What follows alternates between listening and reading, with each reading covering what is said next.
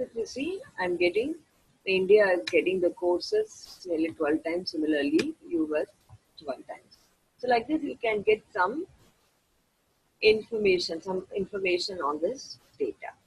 Now, the other thing what I'm going to introduce you is the partitioning.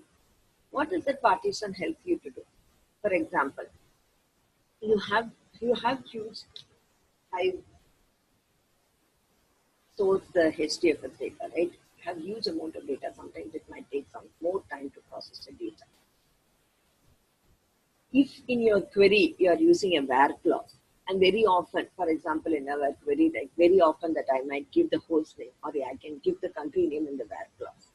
So if I'm using very often in my query, if I'm going to use this particular column in a where clause, it is better to create a partition table where the retrieval, it is similar to kind of like an index. You don't have an index just like the index in the other database. You don't have an index on the Hive, but for me to retrieve the data faster, you can create a partition table with the column which you will be very commonly using it in your where clause.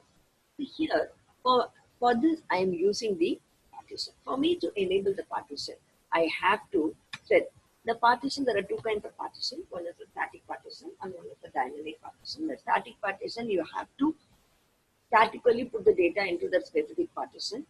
So here I'm going to, in this session, I'm going to explain you about the dynamic partition. So here, for me to enable that partition, you have to set the command, set the dynamic partition is equal to true. And also, I'm also setting another one thing, like where I'm setting the partition mode to be non-strict. That is, even if you don't not use the partition also, it will kind of enable you to create the table. If you put it as a strict, there are two modes, non-strict and the strict mode. The strict mode, if you are not creating a table with the partition, it will kind of ask you to do that. In the non-strict mode, whether you can do it or may not have to do that. So let me create a table here, copy it. Here I am creating the table partition, ID, date pub ID and publisher ID, advertiser ID, keyword. Here I am going to create the partition on the post and on the country. So that's what I am putting in. We are creating a partition table. You have to give partitioned by the specific column with the data type. The same thing.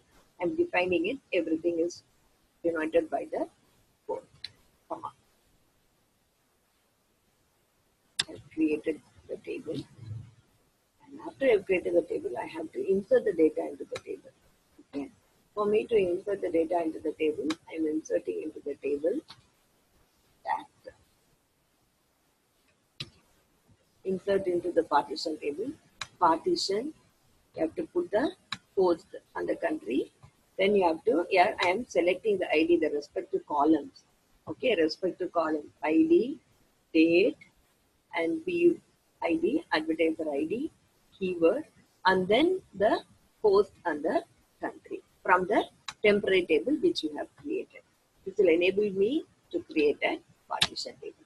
And if you see that in the file, it will be creating a separate folder for the post, and it will create a separate folder for the country, and it will split the file and then keep it. So it will, while retrieving the data, it will be easy for you to see, and you can see the speed will be relatively faster when you have the huge file.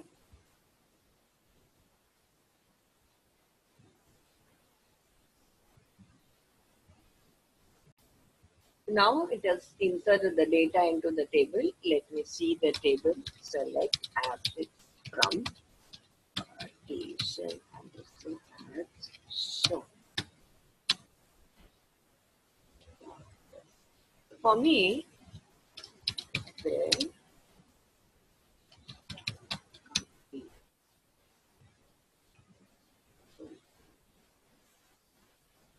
it will be relatively faster because it will be using that partition. Okay, so when we are using the where clause, the country, on what are the columns is what that you have to put in the partition. Similarly, you can use a group by and the other whatever the data that similarly like this also that you can. So this is a simple data processing that what you are using from the log Hive. That's the end of this simple practical session of Hive. See you later.